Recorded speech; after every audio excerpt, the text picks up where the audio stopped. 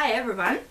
It is then the end of my first week of my orientation week in Kent Institute, and from Monday I will start my course, Bachelor of Information Technologies in Kent Institute. It usually lasts for 3 years, but because I had my credit transfer from previous provider, it will take me only 1.5 years.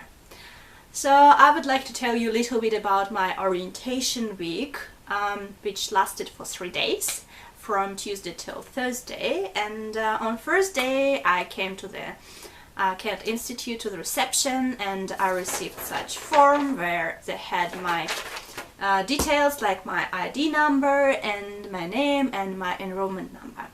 As well, it had different 3 steps, like kind of schedule with room numbers and other information what I need to attend during these 3 days. So the first step was to do the registration and payment, like administration stuff. So we filled some forms, then we agreed to our payment plan, and the next step was to do some little survey for 10-15 minutes to answer some very simple questions of why you choose this provider, if you got some scholarship or bursary, how it affected your choice, and so on. So the next step was to do English tests, which looked a little bit scary. I got my IELTS to get to the course. Why do I need this English test? Apparently they had something like they check how actual knowledge of English is, and they can provide you some free help if you need any help with your English language if you're not answering these requirements. So it was very simple test, something like you needed to fit the words, matching the words, or you need to say which part of a sentence this word should be and so on. Very, very simple tasks. And then at the end you need to write 150 words about why you decided to study in Australia, why it's actually good for you to do your education in Australia. So after 1 hour I was free to go, and next day it was little bit more more orientation. We got our little morning tea provided by the Kent Institute, and after that we met some of our administration staff who told us what are their roles, what they can help us with, and so on. Then we met some of our future lecturers who told us what they're teaching, where they come from, what was their educational journey or academic journey. Then we had a couple persons come from the police talking to us about our safety and what we need to do in emergency, to call 000 if there any emergency, and then operator will help you to deal if you need fire brigade, or you need a police, or you need to get to the hospital, something like that. So as well, we had something I didn't know before. We had some people from Study Melbourne organization, which is a free organization for students who can provide you with some counselor advice, or some even free empty space to study if you need to study somewhere quiet, and they can give you some advices to help you to find some volunteer place, or maybe even give you some advice with your job, free services to check your CV or help you to actually to make your CV more desirable by job places. They have also different workshops every month which help you in this area too. Even if you need some legal help, they can organize it to you for free. For example, if you have some problems on your workplace and you think they actually breaking the law or bullying you or anything, these organizations, they can help you to organize a meeting with lawyer who can who answers for these questions, who can help you to make decision or to do any further step with this problem, and so on. So they kind of helpful organization. I was studying here for 2 years on diploma and advanced diploma in different establishment, but I never heard about this organization, and sometimes it actually would be very helpful actually to use some of the facilities of this organization, especially they have free possibility to copy and some documents, or to print some documents, so that's also very handy for students because that thing usually costs a lot of money. So this was the second day. Oh, and we had also a free lunch of very nice pizza. Half was vegetarian, half was meat one. So yeah, that was the second day of orientation. The third day was more complicated, let's say that, because it's involved not orientation part. It was a little bit orientation, but it was like more little bit like overview of math knowledge you're supposed to know, or IT knowledge you're supposed to have. Even if you're not doing IT, you're doing accounting or business, you're supposed to have some sufficient knowledge of working with Microsoft Office, like with Word and Excel and PowerPoint, which you would need for your studies, like to do presentations or reports and so on.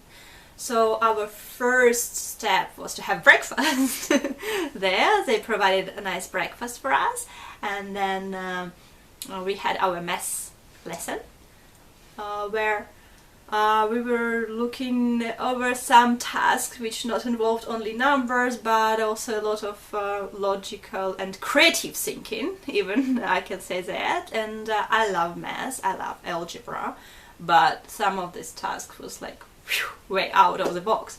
Like, for example, the teacher would say, like, I have like some pen in my head, or like some little wallet in my head.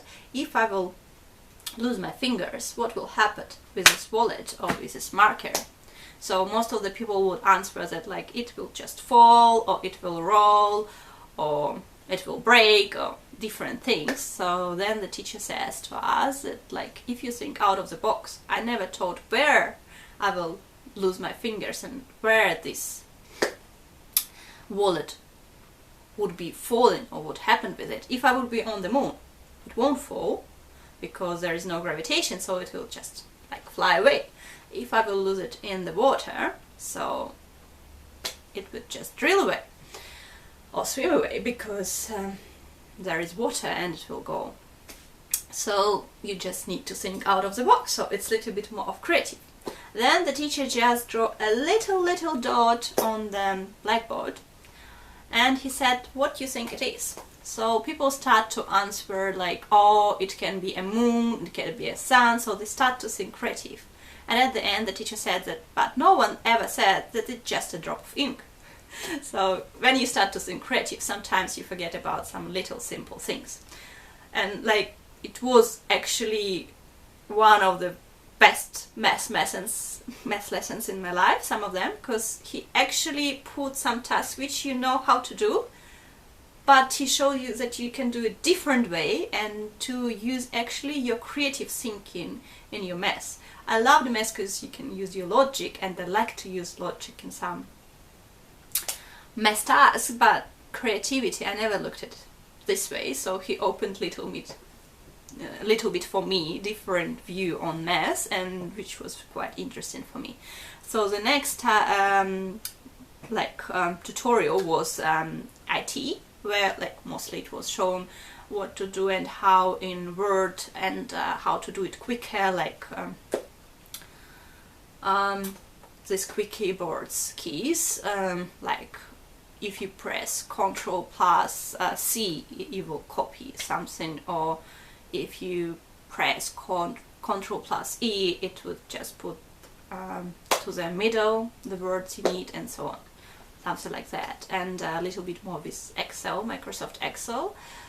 Some of the things were new for me and it was quite helpful, but the rest is more like to remember what you knew and you haven't used for a while.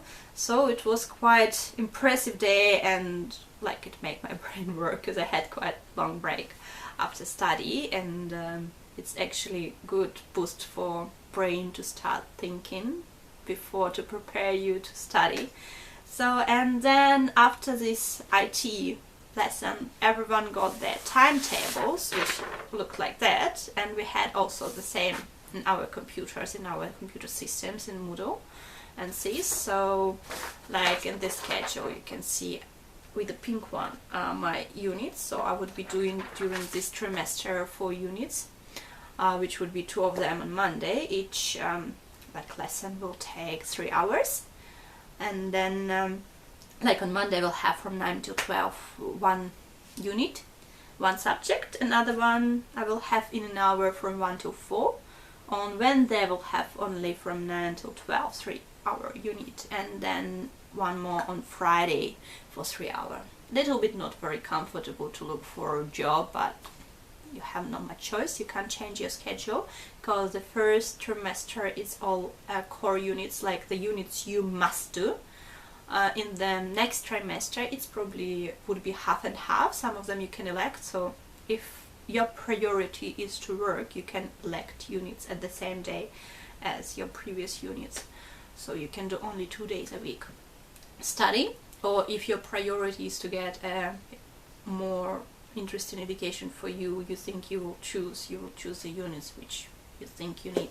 The same with third trimester for me, which would be only 4 elected units, so I can choose whatever or I want to do, or is available to do, or is more comfortable to do. It depends what would be available and what my priorities would be. So, and then after that we got little presents from Kent Institute, which was like this backpack, which has something inside of it, like this little copybook or notebook to write some notes, highlighters, a pen, and something to read, like about Melbourne and like some other things. So yeah, and very helpful thing before you start to study: 50 ways to have a break. Yeah. For now, I have a very good impression, and I hope it would be as interesting as these 3 first days were. So we will see. Have a nice day. Bye bye.